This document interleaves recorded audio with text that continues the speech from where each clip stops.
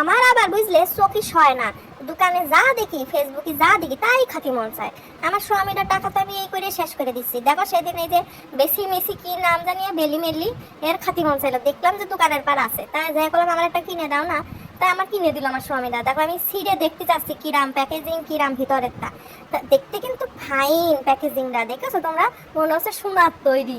ওই যে মাঝখানে মুনাফা মুনাফা ছিল না, ওই রমতারটা যা ভাবেছিলাম তাই। এই যে দেখো আইসক্রিমটা ফাটা, মনে হচ্ছে চৈত্র মাসে ফাটা, সব জায়গা ফাটা ফুটা।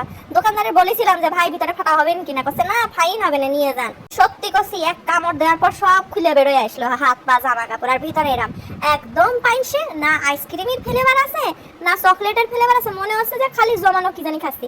একদম ফালতু জিনিস। আমার স্বামীটার টাকাটাই নষ্ট করলাম, সাথে বকাও খেলাম, আর কি আর করবো, ফালতু জিনিস খাই মনটাও খারাপ করলাম। এখন মনে হচ্ছে আর অন্য কিছু নিয়ে খুঁজে বেড়ায় খাই। তো তোমাদের কেমন লাগলো বলে যাও, কিন্তু ভুলেও খাইও না, আমি ভালো কথা করছি, শুনে রাখো।